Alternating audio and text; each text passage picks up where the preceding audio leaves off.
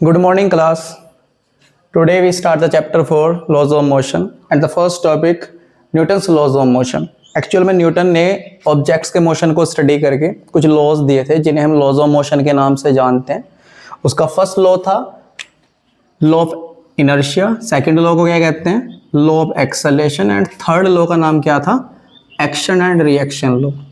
First law में Newton ने बताया अगर आप किसी ऑब्जेक्ट के ऊपर कोई फोर्स एक्सर्ट नहीं करते, no external force acting on the object, then no change in state of object, मतलब object continue in state of rest and uniform motion. जब तक बाहर से कोई फोर्स नहीं लगाया जाएगा तो ऑब्जेक्ट अगर कोई रेस्ट में था तो कंटिन्यू रेस्ट में रहेगा और कोई यूनिफॉर्मली मोशन कर रहा था तो लगातार यूनिफॉर्मली मोशन करता रहेगा.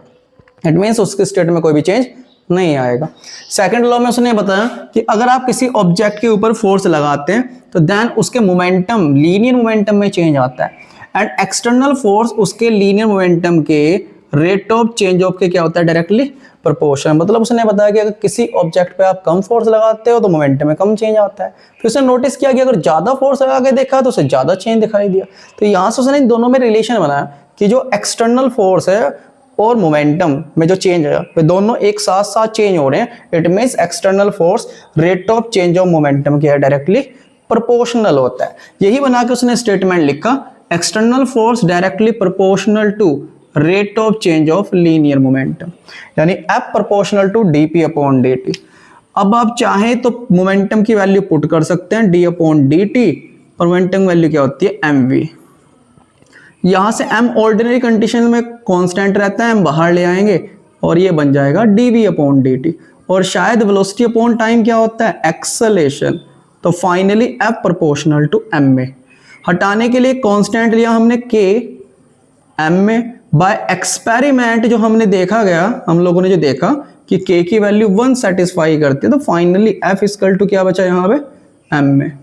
इसका मतलब अगर किसी ऑब्जेक्ट पे आप एक्सटर्नल फोर्स लगाते हो देन ऑब्जेक्ट क्या होने लगता है एक्सेलरेट होने लगता है. इसीलिए उसके सेकंड लॉ किस नाम से जानते हैं लॉ ऑफ एक्सेलरेशन के नाम से.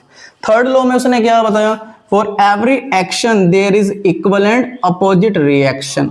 मतलब अगर आप किसी पे कोई फोर्स एक्सर्ट करोगे तो सेकंड ऑब्जेक्ट भी इक्वल और अपोजिट फोर्स लगाता है. इसी लॉ को हम एक्शन एंड रिएक्शन लॉ के नाम से जानते हैं. This law applicable for two different bodies. ये पॉइंट बहुत इंपॉर्टेंट है. न्यूटन का थर्ड लॉ एक्शन रिएक्शन दो डिफरेंट बॉडीज के बीच एप्लीकेबल होता है, ना कि एक सिंगल बॉडी के एटम्स के बीच में काम करता है. वो दो डिफरेंट बॉडीज के लिए एप्लीकेबल है. जैसे फर्स्ट वाली ने एक दूसरे फोर्स लगा तो सेकंड ने फर्स्ट पे फोर्स लगा F1. F1 F2 में अगर रिलेशन की बात करूं तो F1 इक्वल टू क्या होता है माइनस F2. दोनों एक दूसरे पे इक्वल और अपोजिट फोर्स एक्सर्ट करते हैं. माइनस साइन यहाँ ये इंडिकेट करता है कि F1 और F2 दोनों की डायरेक्शन क्या है एक दूसरे से अपोजिट है. अब बात करें हम इनर्शिया क्या चीज है.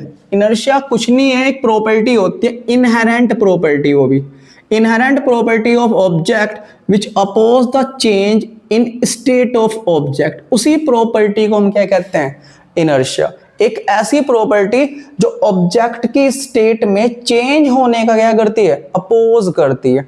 उसी प्रॉपर्टी को हम क्या कहते हैं इनर्शिया. और बेसिकली आप किसी चीज की अगर स्टेट में चेंज करना चाहते हो तो नोटिस करो उसका मास हमें चेंज करने से क्या करता है रोकता है. तो इनडायरेक्टली हम ये भी कह सकते हैं कि mass of the body is the measurement of inertia. यानी जो मास होता है ऑब्जेक्ट का वही क्या कहा जाता है उसे ही इनर्शिया कहते हैं. अगर टाइप्स की बात करो तो इनर्शिया तीन टाइप की है. Inertia of rest, inertia of motion and last inertia of direction. नाम के अकॉर्डिंग काम करती है. इनर्शिया ऑफ रेस्ट एक ऐसी inertia which oppose in change state of rest. वो इनर्शिया जो ऑब्जेक्ट की रेस्ट की स्टेट में चेंज होने से रोकेगी उसे इनर्शिया ऑफ रेस्ट कहते हैं. नेक्स्ट इनर्शिया ऑफ मोशन जो क्या करती है oppose in change state of motion, जो मोशन की स्टेट में चेंज होने से रोके उसे इनर्शिया ऑफ मोशन कहते हैं. और last inertia of direction which oppose the change in state of direction, जो ऑब्जेक्ट की डायरेक्शन को चेंज होने से रोकती है उसे हम क्या कहते हैं इनर्शिया ऑफ डायरेक्शन भी कहते हैं. इन इनर्शिया के टाइप्स के बेसिस पे बहुत सारी एप्लीकेशंस हैं. बस वाली एप्लीकेशंस हैं, हॉर्स वाली एप्लीकेशन है, कॉइन वाली एप्लीकेशन है. ठीक है, तो डिफरेंट एप्लीकेशंस हमारी inertia of rest, inertia of motion and inertia of direction के ऊपर काम करती है. Thank you.